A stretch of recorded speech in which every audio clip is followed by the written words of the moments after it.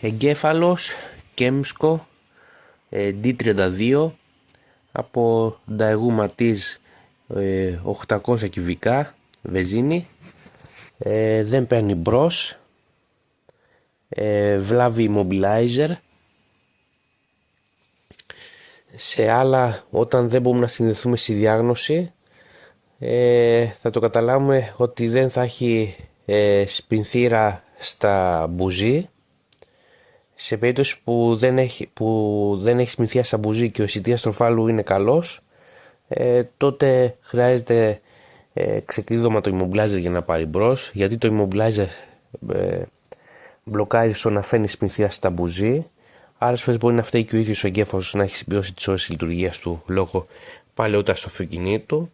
Αλλά πιο συχνό φαινόμενο είναι το μπλοκάρισμα immobilizer και δεν αφήνει να πάρει μπρος, λόγω του ότι χαλάει η μονάδα immobilizer ή η πλεξούδα που επικοινωνεί ο εγκέφαλος με τη μονάδα immobilizer, οπότε είναι πιο άμεσο, πιο γρήγορο και προτιμότερο να απενεργοποιήσουμε το immobilizer στον εγκέφαλο κινητήρα, ώστε το αυτοκίνητο να πάρει πάλι μπρος. Κάνουμε εδώ πέρα backup όλα τα δεδομένα που αφορούν τον εγκέφαλο. Είναι ο εγκέφαλος ο πιο καινούριος αυτός, με επεξεργαστή AM29F400VV, που συναντούμε σε όλα τα Daewoo Matiz και τα Chevrolet Matiz, τα 800 κυβικά με τέτοιο επεξεργαστή 29F400V.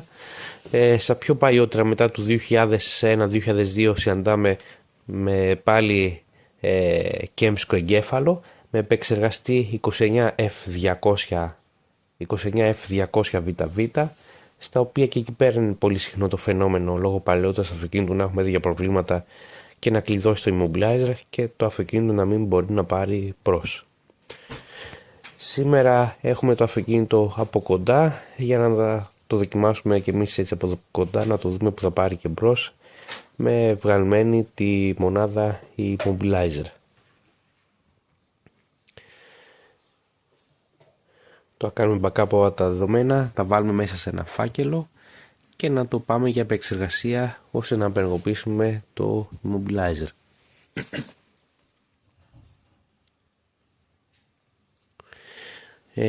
Αυτοί οι εγκέφαλοι είναι της Siemens και τους ονομάζουν Kemsko.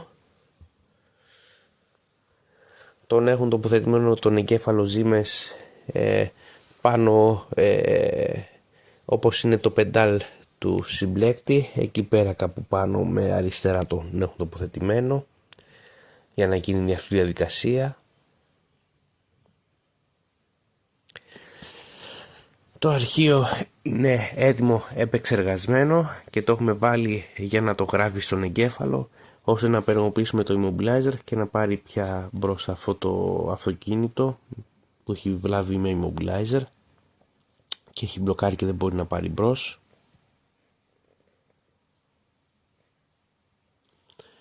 Βλέπουμε 5WY5403 είναι τα νούμερα για το firmware του εγκεφάλου που βρίσκονται μέσα. Αυτή η διαδικασία γίνεται πάντα με τον εγκέφαλο στα χέρια. Δεν μπορούμε να το κάνουμε διαδικασία μέσω BD. Πάντα πρέπει να πάρουμε τον εγκέφαλο στα χέρια και να ανοίξουμε τον εγκέφαλο για να το διαβάσουμε και να πάρουμε το αρχείο, να το επεξεργαστούμε και να απενεργοποιήσουμε το immobilizer, ώστε το αυτοκίνητο πάλι να πάρει μπρος. Το γράφει στα θέα διαδικασία, το κάνει εδώ πέρα. Έπειτα με το που τελειώσουμε τη διαδικασία, καλό είναι, πρέπει να βρούμε πού πάει το immobilizer, το διπλό καλώδιο από το κλειδί που πάει η κεραία immobilizer προς το immobilizer, για να ξεκουμπώσουμε τις φύσεις του immobilizer πρώτα και μετά να κουμπώσουμε τον εγκέφαλο πάνω και να βάλουμε μπρος και ώστε το αυτοκίνητο να πάρει μπρος και να μπορεί να κινείται κανονικά. Αυτό το αυτοκίνητο ήταν πολύ καιρό ακινητοποιημένο, δεν μπορούσαν να το βρουν τι φταίει, το είχαν αλλάξει αισθητήρα στροφάλου, αντλία βενζίνης, δεν ήταν αυτά. Στη διάγνωση είχε βλάβη immobilizer.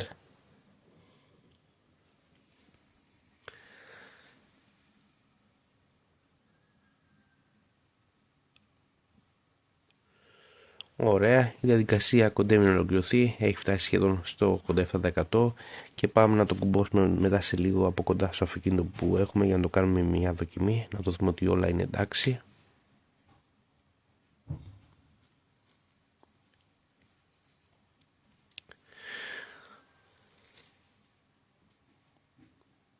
Πολύ ωραία, το immobilizer τώρα είναι καταργημένο, βιδώνουμε τον εγκέφαλο και πάμε να το κουμπώσουμε στο αυτοκίνητο να το δοκιμάσουμε.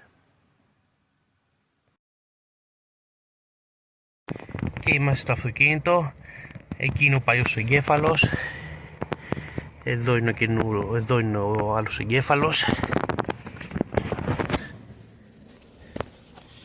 Μονάδα immobilizer αποσυνδεμένη. Εδώ την έχουμε στα χέρια μας και πάμε να βάλουμε μπρος.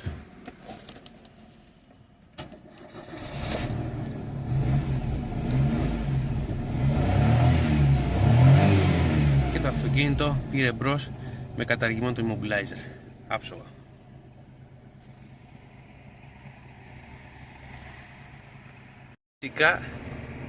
Φυσικά το λειτουργεί και το air condition. Γιατί υπάρχουν με λειτουργική κατάσταση χωρίς να λειτουργεί το air condition.